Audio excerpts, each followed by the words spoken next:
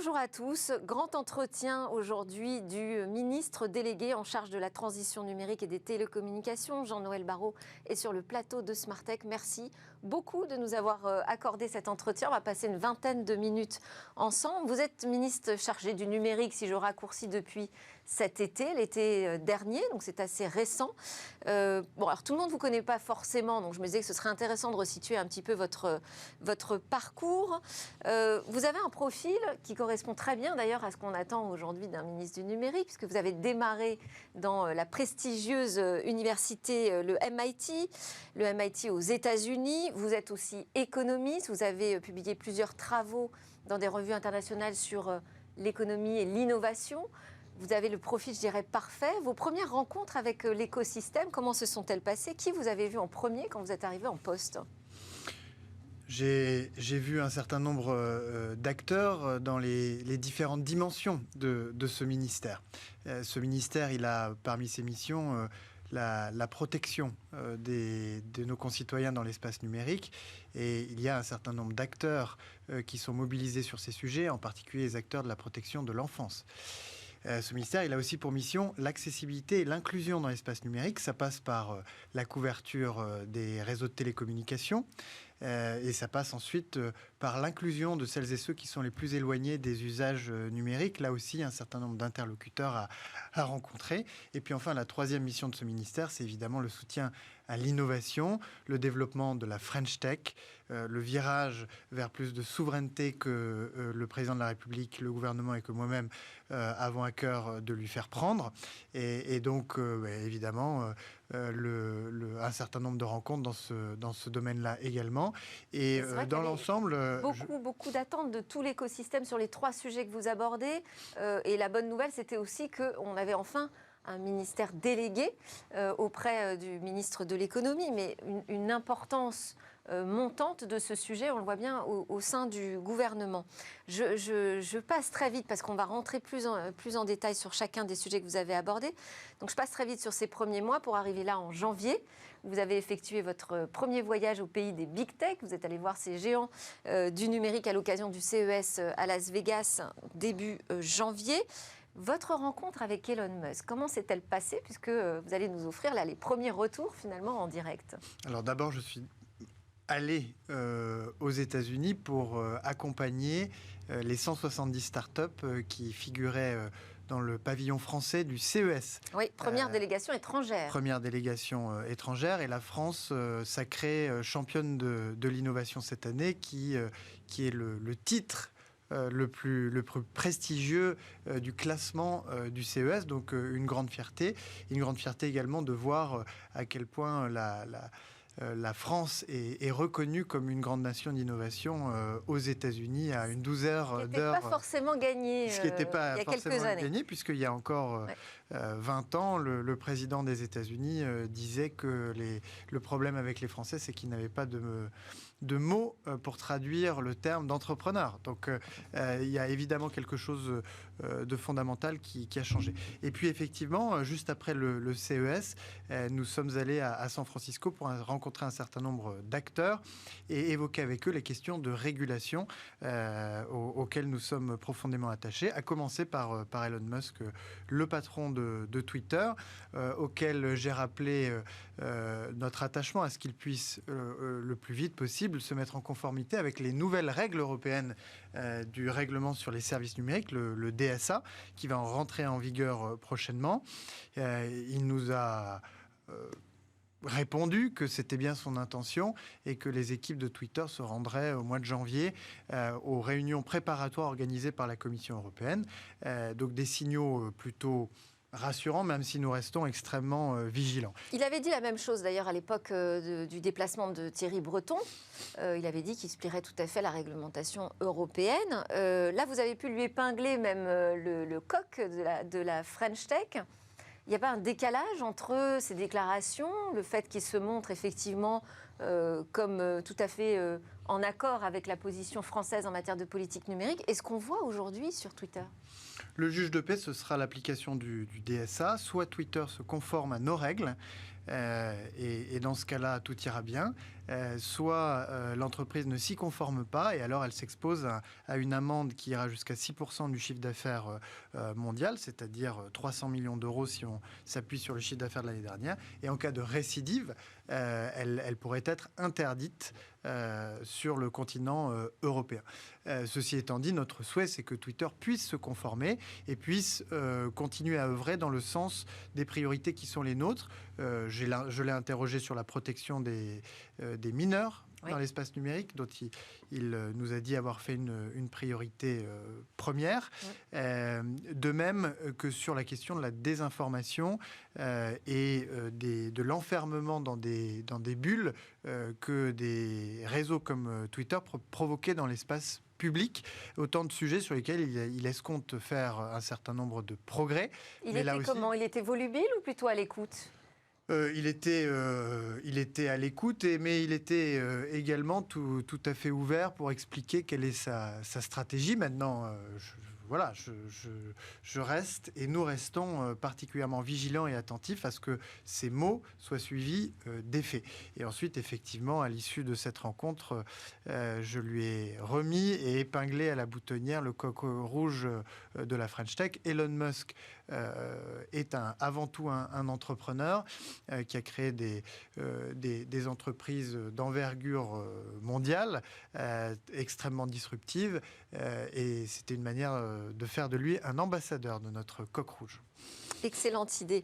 Alors ensuite, vous êtes parti déjeuner, enfin ensuite, je ne sais pas exactement, c'était dans le même ordre, mais enfin, il y a eu un déjeuner avec un cercle d'investisseurs américains de la baie de San Francisco. Comment est-ce qu'ils perçoivent nos French Tech, j'allais dire, mais nos startups, mais au-delà même notre tissu économique autour de la tech en France ?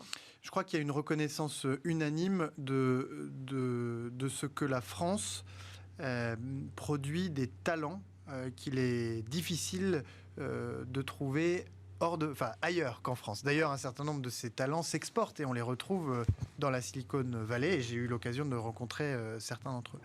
Yann Lequin, par exemple, à l'IA chez Facebook. Absolument. Et d'autres Français également chez Facebook qui occupent des rôles et des places très prestigieuses et très importantes.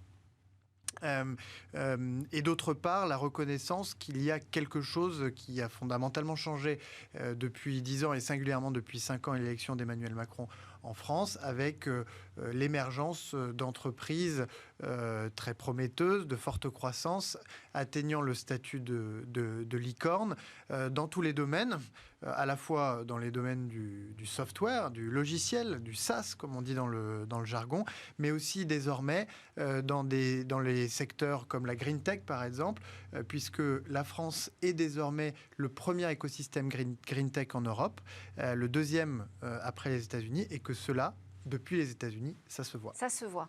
Il y a une crispation sur ce marché du financement, en particulier très forte du côté des États-Unis. En France, on le ressent peut-être un peu moins, mais quand même, moi, quand je reçois des entrepreneurs ici, ils me disent que cette année, ça va être beaucoup plus compliqué pour convaincre les investisseurs. Qu'est-ce que vous avez retenu justement de votre voyage aux États-Unis à ce sujet avec les VCs que vous avez rencontrés ? Ce que nous avons retenu, c'est d'abord que la situation est effectivement incertaine et qu'elle peut freiner les décisions d'investissement, que ce soit les investissements des entreprises ou celles des investisseurs, et que dans ce contexte, les chiffres de la France sont à ce stade plutôt rassurants, puisque avec 13 milliards de fonds levés par les entreprises innovantes en France l'année dernière, nous progressons de 20% par rapport à l'année 2021, là où l'Allemagne ou les États-Unis régressent de 20% ou plus. Comment vous l'expliquez ? On a un temps de retard peut-être par rapport à... Peut-être un temps de retard ou peut-être... de resserrement ? Ou peut-être, et c'est ma conviction, une forme de maturité atteinte par notre écosystème qui reste relativement jeune par rapport à d'autres écosystèmes, ce qui lui permet bien de résister peut-être un peu mieux à ce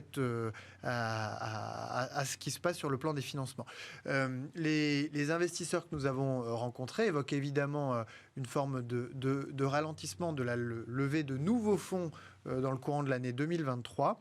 Mais ils reconnaissent que les fonds qui ont été levés en 2021 ou 2022 disposent d'un certain nombre de ressources qui peuvent leur permettre d'accompagner le développement des entreprises déjà existantes. Se pose une question sur les entreprises à naître et le risque auquel il faut que nous puissions veiller, c'est que cette situation un petit peu moins favorable sur le plan des financements ne décourage ou ne ralentisse ce grand élan d'entrepreneuriat qu'on a pu constater ces dernières années. L'un d'entre eux rappelait que c'est pendant ces périodes-là, et par exemple au début des années 2000 ou juste après l'année 2008, que se sont créés certains des plus grands succès entrepreneuriaux mondiaux. Exact. C'est peut-être justement aussi le moment de s'intéresser, parce qu'il y a l'effet Startup Nation qu'il faut entretenir, continuer à avoir cet élan entrepreneurial en France, certes, mais il faut aussi faire grandir, mûrir toutes ces entreprises très prometteuses françaises. Et pour ça, on a besoin de fonds d'investissement beaucoup plus importants. Alors en France, on a la BPI. Ça n'est pas suffisant, on ne peut pas juste compter sur l'aide publique. Non, on a la BPI d'un côté qui fait évidemment un travail remarquable depuis 10 ans, en fait les 10 ans de BPI cette année. Il y a à côté de BPI une initiative qui a été lancée sous le quinquennat précédent et qui a porté ses fruits pour mobiliser l'épargne des Français et les fonds des assureurs, notamment pour que les fonds de capital risque, les fonds de capital investissement français atteignent une taille qui leur permet de financer des entreprises innovantes qui atteignent une certaine taille. C'est l'initiative Tibi à laquelle nous sommes en train de travailler pour qu'elle se régénère et qui sera doublée, ce sera annoncé dans quelques jours, de la concrétisation d'un fonds de fonds pan-européen public voulu par le président de la République qui s'appelle Scale Up Europe et qui va permettre lui aussi de venir nourrir des fonds d'investissement européens susceptibles d'atteindre la taille nécessaire pour financer ces jeunes mais très grandes entreprises qu'on appelle les licornes, pour les pousser jusqu'à l'introduction en bourse, dont on souhaite évidemment qu'elles puissent se produire en France. Alors c'est vrai qu'il faut penser à cette échelle européenne et c'est souvent ce qu'on nous dit dans ce secteur des technologies. Ça oblige aussi de penser une politique tech à l'européenne. Est-ce qu'on a, on a des textes, on a des règlements. Aujourd'hui, on arrive à avoir des consensus législatifs, je dirais, européens. Est-ce qu'on arrive à avoir une politique économique commune autour de la tech en Europe? Et comment est-ce que cette politique numérique se positionne par rapport à celle des États-Unis? La question de la souveraineté, c'est aussi une question qui peut créer des frictions. Notre ambition, c'est de créer un marché unique du numérique pour que, effectivement, les entreprises, qu'elles se créent en France ou dans d'autres États membres de l'Union européenne, eh bien, elles puissent rayonner dans l'ensemble de l'Europe et faire levier du marché européen qui reste le premier marché mondial. Pour ça, nous avons, depuis quelques mois, commencé à prendre au niveau européen un certain nombre de textes qui vont organiser le marché des données et les marchés numériques. Je parlais du DSA tout à l'heure, c'est vrai du DMA, c'est vrai du règlement sur les données, c'est vrai du règlement sur l'intelligence artificielle, c'est vrai de MiCA pour le marché des cryptos. Ouais. C'est une forme de régulation, non pas pour étouffer l'innovation, mais pour harmoniser les règles du jeu au niveau européen, de manière à ce que l'Europe devienne véritablement un marché unique, en tout cas pour le numérique. Mais les règles, c'est une chose, et parfois elles sont tellement strictes et contraignantes que quand même l'écosystème s'inquiète qu'on ne s'étouffe pas avant d'éclore, même en Europe. Mais s'entendre sur une politique numérique économique, je parle en termes de concurrence, vous évoquez le DMA, mais comment est-ce qu'on construit ces blocs européens ? Eh bien, c'est dans la discussion avec nos partenaires. La Commission fait un certain nombre de propositions et puis ensuite les États membres et le Parlement européen s'en saisissent. Mais vous évoquiez les États-Unis. Ce qui est intéressant, c'est de constater que sur le sujet des cryptos, sur le sujet de l'intelligence artificielle, les États-Unis sont au point zéro. Nous avançons. Ça peut créer quelques inquiétudes, mais un certain nombre d'acteurs sont plutôt satisfaits de voir l'Europe avancer sur un certain nombre de sujets, puisque quand on innove et quand on quand on bouscule un certain nombre de marchés établis, on a besoin aussi, et d'ailleurs les responsables d'OpenAI nous l'ont dit très clairement, que vous avez rencontré aussi d'avoir là-bas, un certain nombre de bornes, et s'agissant des cryptos, s'agissant de l'intelligence artificielle, les acteurs, que ce soit en Europe ou aux États-Unis, ont besoin pour orienter leurs activités d'avoir un certain nombre de cadres et de bornes. Et c'est ce que nous avons essayé de mettre en place en Europe. Je crois qu'avec Mika, nous avons trouvé le bon équilibre entre protection des investisseurs dans le Web3, enfin dans les cryptos, et le soutien à l'innovation. Ils vous ont adressé une lettre ouverte d'ailleurs. Absolument, pour nous encourager. Web3. Pour nous encourager, et je crois que nous allons dans la bonne direction. Sur les crypto-actifs, nous avons bien avancé. Il faut maintenant que nous puissions avancer sur la question des NFT, s'agissant en tout cas du Web3. Mais j'ai été favorablement, je dirais, étonné de voir des acteurs à la frontière technologique nous féliciter, alors qu'ils sont américains, pour les initiatives que nous prenons sur le plan régulatoire en Europe. Alors aux États-Unis, si je reviens sur votre voyage, donc vous êtes allé chez OpenAI, qui est aujourd'hui sous les feux des projecteurs en matière de déploiement d'intelligence artificielle conversationnelle, donc avec cette idée qu'on va avoir un langage de plus en plus naturel entre nous les humains et les machines, ce qui pose de grandes questions éthiques. On a eu Microsoft ici en plateau qui nous disait qu'ils avançaient en construisant des cadres, mais enfin chacun a son cadre un peu différent sur ces questions éthiques. Exactement, et c'est la raison pour laquelle les dirigeants, enfin Sam Altman, le CEO créateur d'OpenAI, créateur et dirigeant d'OpenAI, a lui-même, d'une part, salué le règlement sur l'intelligence artificielle en cours de discussion au niveau européen, qui prend le sujet avec une approche par les risques et qui évoque un certain nombre d'usages pour lesquels l'intelligence artificielle est soit interdite, soit très strictement encadrée, soit beaucoup plus libre.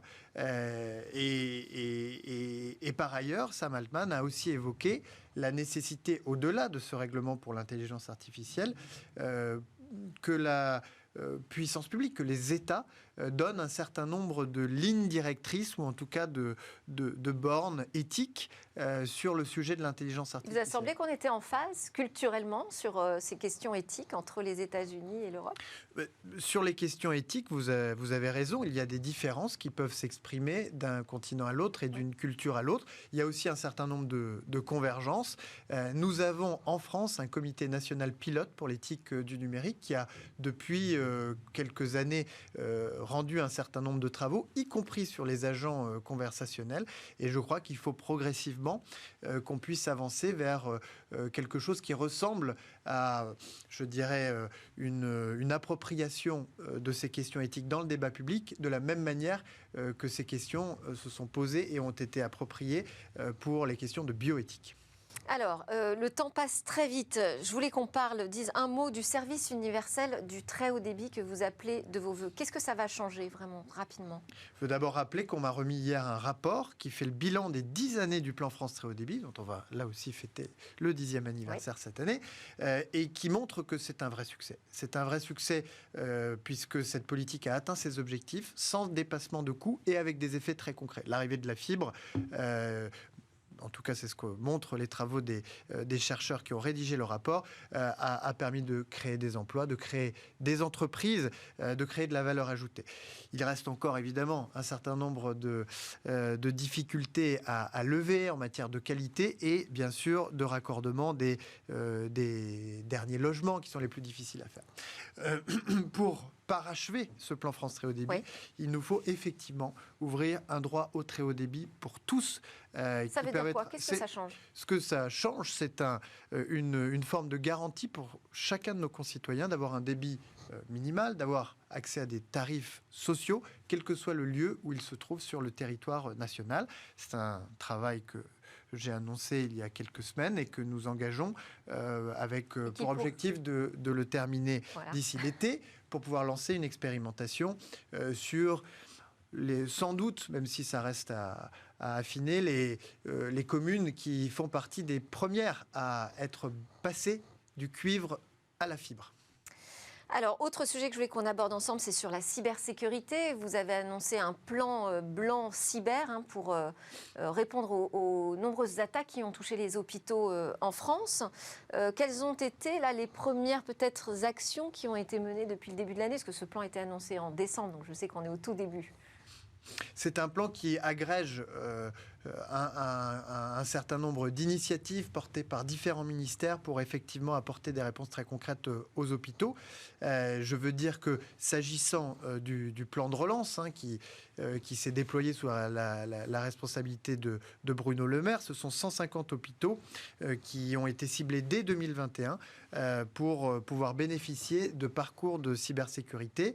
À la suite de l'attaque sur l'hôpital de Corbeil-Essonnes cet été, avec le ministre de la Santé, j'ai annoncé une enveloppe supplémentaire qui va permettre de couvrir au moins 150 hôpitaux. De doubler finalement. De doubler le nombre d'hôpitaux qui bénéficient de ces programmes. Ces programmes, nous avons pu constater qu'ils produisent leurs effets puisque parmi les collectivités qui ont été attaquées cet automne, la mairie de Caen, par exemple, qui avait terminé son parcours, qui s'était dotée d'un EDR, c'est-à-dire d'un antivirus synchronisé sur l'ensemble des équipements, produit par Arfanglab, d'ailleurs, une entreprise française, a pu résister à l'attaque et limiter les dégâts. Et donc, nous veillons très attentivement au déploiement de ces parcours de cybersécurité pour que des épisodes comme celui qu'on a connu à Corbeil-Essonnes ou plus récemment dans ma ville, à Versailles, ne se reproduisent plus. Sur le filtre anti-arnaque aussi ? Oui, ça avance ? Absolument. Le filtre anti-arnaque, c'est donc une protection que nous voulons pouvoir octroyer à l'ensemble de nos concitoyens. Il s'agira d'un filtre qui préventivement avertira l'internaute qu'il est en train de se diriger vers un site malveillant et identifié comme tel. Les travaux techniques sont en cours et j'ai bon espoir que nous aurons une version bêta à l'été, c'est-à-dire avant la Coupe du Monde de rugby, qui sera enrichie et qui pourra être généralisée à l'été 2025. On va terminer cet entretien par l'interview express. À l'été 2024, pardon. Ah, 24. Bien sûr, pour les Jeux Olympiques. Ah, JO 2024, excellente nouvelle. On termine cet entretien par l'interview express, Jean-Noël Barrot. Vous répondez comme vous voulez, de manière personnelle ou professionnelle, mais de manière assez rapide quand même. Il faut que ça tienne dans 2 minutes, tout ça. Quels sont vos vœux déjà pour 2023 ? De santé, de bonheur, de sérénité et de paix. Est-ce que vous avez des inquiétudes ? Je suis toujours inquiet, mais je suis optimiste. Votre idée fixe ? La protection des Français dans l'espace numérique, car c'est un sujet qui m'a beaucoup marqué dans ces 6 premiers mois de ministère. Et au-delà des inquiétudes, est-ce qu'il y a des choses qui vous font peur ? Non, je crois qu'il ne faut pas avoir peur. Et comme le président de la République l'a dit, il faut penser printemps. Le futur dans la tech, vous l'imaginez comment ? D'ici à 5 ans ? Je l'imagine souverain, inclusif et soutenable. Et la prochaine révolution, selon vous, ce sera quoi ? La prochaine révolution, ce sera peut-être la révolution de l'IA et des modèles d'intelligence artificielle générative. Et vous, dans 5 ans, vous savez où vous serez ? Je serai au service de mon pays d'une manière ou d'une autre. Merci beaucoup, Jean-Noël Barrot. Ministre délégué en charge de la transition numérique et des télécommunications, c'était son grand entretien dans Smart Tech. À suivre, on va débriefer aussi de vos réponses, monsieur le ministre, avec 2 commentateurs fidèles de Smart Tech.